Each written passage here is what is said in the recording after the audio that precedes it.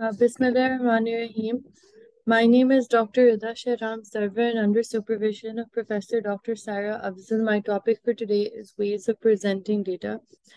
Our quote for today is magic and it's believing in yourself that if you can make it happen, you can make anything happen by Van Gogh. Learning outline. What is data presentation? Types of data presentation, graphs and diagram, methods of data presentation, importance, uses and principle, recent advances and MCQs. Learning outcome. At the end of the presentation, participants will have a broad overview of the concepts of data presentation methods along with principles. They will be able to identify based on the nature of the data what category it comes under. They will also realize the importance of data presentation and its uses, making grouping of data easier. What is data presentation? Analyzing, presenting, and using data to make this is an essential function for professionals in a variety of industries. The ability to organize and share data increases the impact of your research, spreads awareness, and can motivate others to take desired actions. Learning what data presentation is and how you can use it may help you improve your communication skills and make your research more effective. Types of data presentation. Textual. When presenting data in this way, you use words to describe the relationship between information. Textual presentation enables researchers to share information that cannot be displayed on a graph. An example of data you may present textually is findings in a study. When a researcher wants to provide additional context or explanation in their presentation, they may choose this format because in text format, it appears to be much more clearer. Text presentation is common for sharing research, presenting new ideas. It only includes paragraphs and words rather than tables and graphs to show data. Tabular presentation is using a table to show large amounts of information. When using this method, you organize data into rows and columns according to the characteristics of the data. Tabular presentation is useful in comparison of data and helps visualize information. Researchers use this type of presentation in analysis such as qualitative, quantitative, spatial, and temporal classification. Qualitative classification includes qualities such as nationality, age, social status. These may appear in a table to review and compare. Quantitative includes items you can count. Spatial is basically applies to situations where you use classification on the basis of location, such as city, state, or region. Temporal is the variable, time is a variable in this category, so any measure of time, such as hours, days, or weeks, may help classify the data. Benefits of using a data to share your data is that it simplifies the data, making it easily consumable to viewers, help provide a side-by-side comparison of the variables you choose, and it can save space in your presentation because the table condenses the information.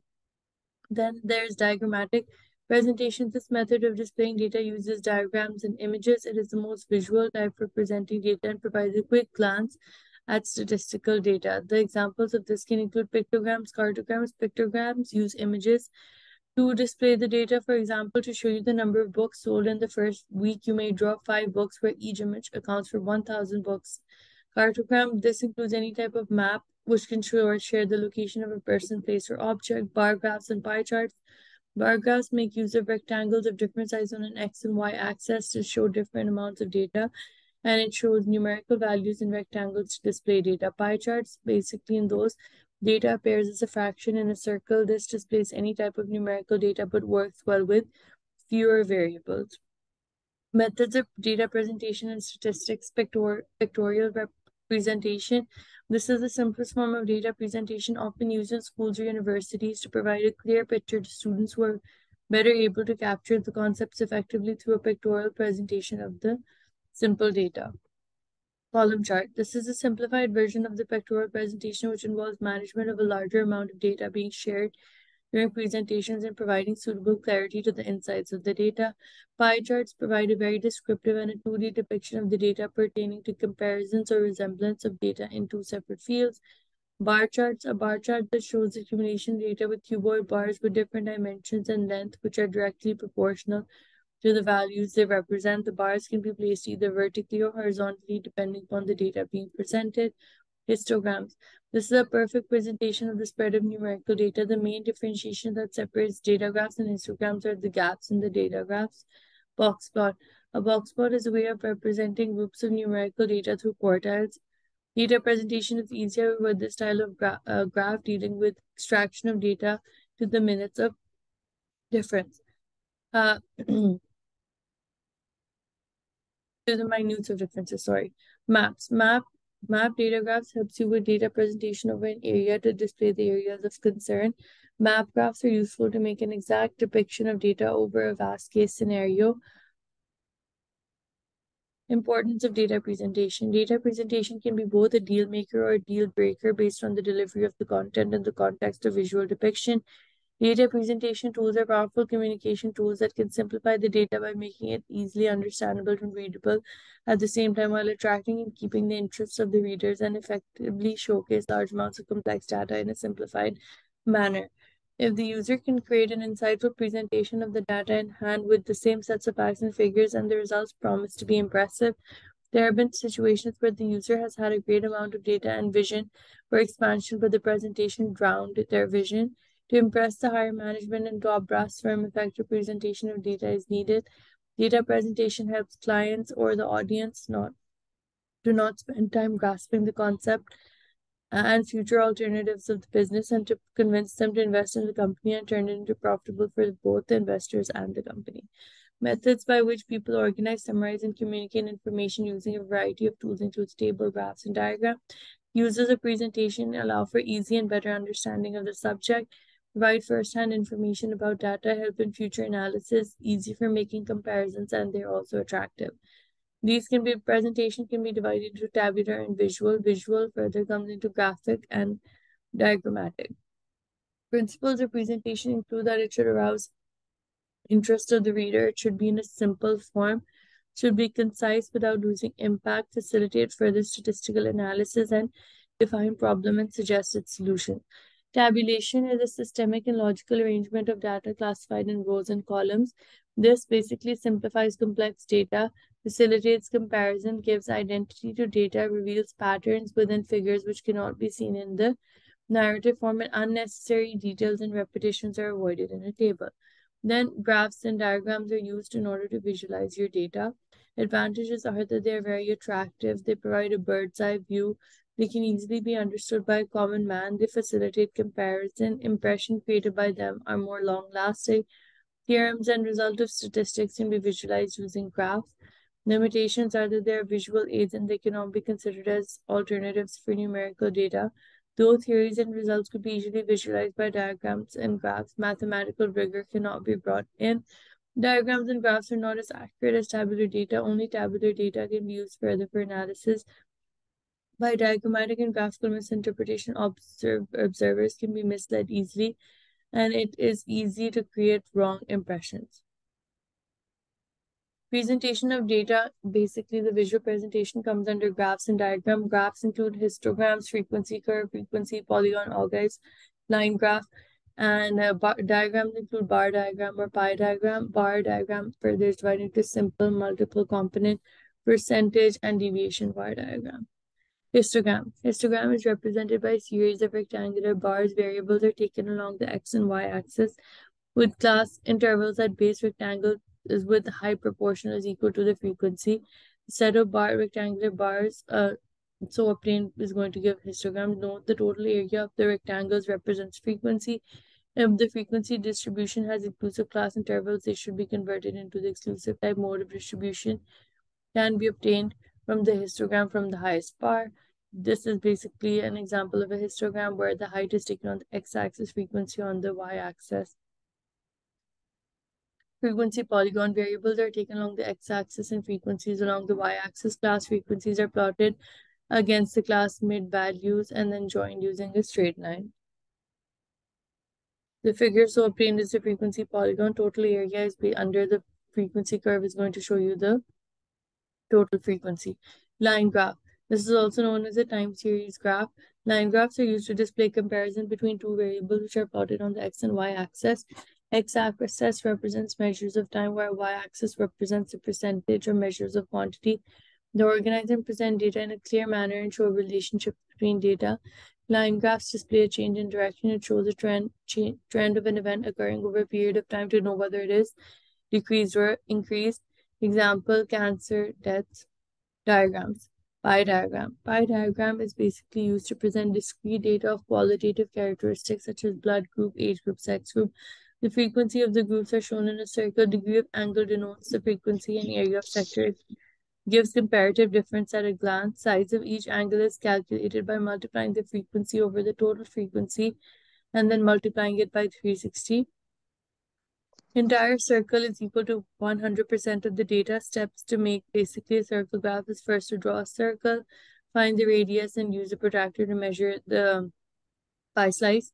And then basically each of the sections is calculated by the frequency over total frequency into 360, which is going to give you the percentage of the proportion. Bar chart or bar diagram. This consists of a series of rectangular bars of equal width. The bars stand on a common baseline with equal gaps between one bar and another. The bars may either be horizontal or vertical. They are constructed in such a way that the lengths are proportional to the magnitudes of frequency. Spaces are going to be equal and the bars are of equal width. Recent advances in the presentation of data using tables and graphs for reporting data. For presenting the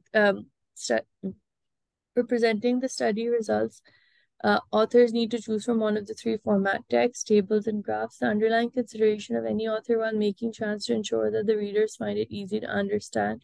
To assist the author present data in a way that would catch the reader's eye, hold his interest, and enhance his understanding. The choice should therefore be based on the advantages and limitations of each of these formats.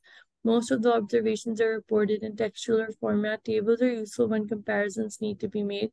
Graphs attract readers' attention better, and the data they depict remain in the reader's memory. The type of graph used is dependent upon the nature of the data that is to be shown.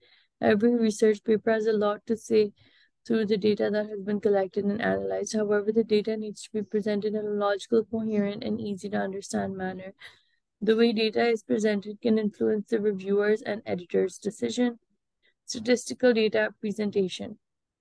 Data are usually collected in a raw format, and thus the inherent information is difficult to understand. Therefore, raw data needs to be summarized, processed, and analyzed. However, no matter how well manipulated the information derived from the raw data, it should be presented in an effective format. Otherwise, it would be a great loss for both the authors and readers. In this article, the techniques of data and information presentation in textual, tabular, and graphical forms are introduced. Text is a principal method for explaining findings, outlining trends, and providing contextual information. A table is best suited for representing individual information and represents both quantitative and qualitative information.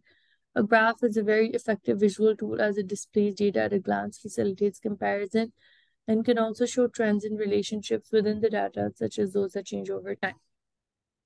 MCUs.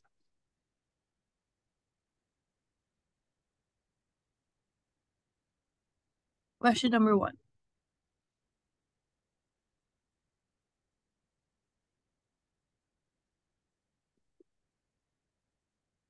Study the chart and answer the questions. The pie chart given here represents the domestic expenditure of a family in the percent. Study the chart and answer the following questions. If the total monthly income of the family is rupees 33,650, the house rent per month is. Okay, so here you can see that the house rent per month is 18% of the total expenditure of the family. So because it's a big calculation, I'll just explain. 18% of 33,650 is 18 into 33,650 divided by 100. The answer is rupees 6,057, which is basically going to be C. From the table given below, marks of which of the highest frequent from the table given below, the marks of which the highest frequency exists is A, B, A5, B7, C10, D6, and E3. So basically you have to study the table and tell the marks of which the highest frequency exists is.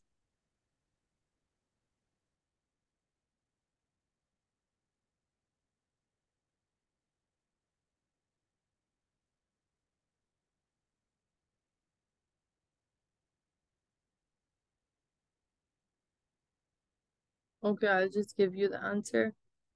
The answer is going to be B, which is basically 7. The total number of students which have got those particular marks is called the frequency of the marks, and we can study from the figure that the highest number of students whose marks is 7 are basically going to be 5, as you can see. 7.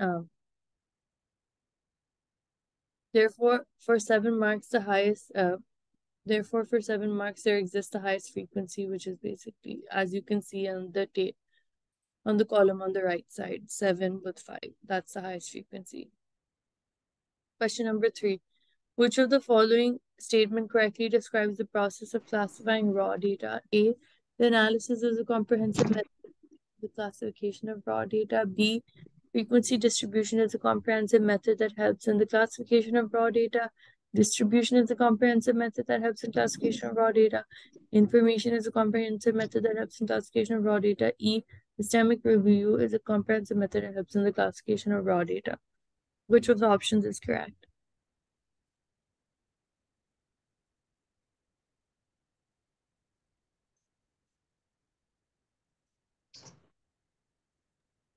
B. Yes, the answer is B. Question 4. Which of the following statements about collection of data is true? The main purpose behind the collection of data is to show evidence required to reach a clear solution to the problem. B. The main purpose behind the collection of data is to show the movement required to reach a clear solution to the problem. C. The main purpose behind the collection of data is to show the design required to reach a clear solution for the problem. D. The main purpose behind the collection of data is to show the figures required to reach a clear solution for the problem. Or E. All of the above.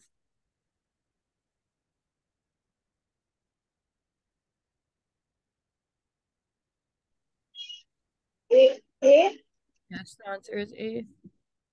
Question 5. Which of the following are known as the types of research data? A. Organized data and unorganized data. B. Qualitative and quantitative data. C. Processed and unprocessed data. D.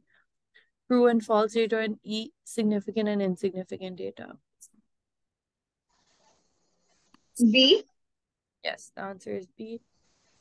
Question 6. Which of the following statements is true about the collection of data? The data that is collected from the place of origin is known as primary data. The data that is collected from the place of origin is known as secondary data. C. The data that is collected from the place of origin is known as tertiary data. D. The data that is collected from the place of origin is known as collective data. Or E. All of the above.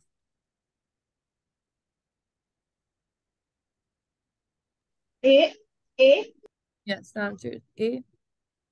Question 7. Which is the main point of difference between primary and secondary data? The collection of secondary data is costlier and more time consuming when compared to primary data. B. Secondary data is always original, whereas primary data is not. C. Primary data is much more reliable than secondary data because it is collected directly from the respondents. D. Secondary data collection is much more cost effective. E. Primary data is much more difficult to obtain. C. The answer is C. The primary data is much more reliable because it's collected directly from the respondents. Question 8. Data which has not been arranged in systemic order is called A. Group data. B. Tabular data. C. Raw data. D. Undefined data. And E. Significant data. C. Yes, the answer is C. Question 9. In a pie chart, the arrangement of angles of the different sectors is generally A. Anti-clockwise. B. Arrayed. C. Clockwise. D. Alternative. And E. Spatial. C. Yes. Question 10. The process of systemic arrangement of data in rows and columns is called A. Classification. B. Tabulation. C. Frequency. D. Frequency distribution. And E. Pie chart. B. Yes, the answer is B. This is our key. These are my references. And this is the link to the YouTube channel.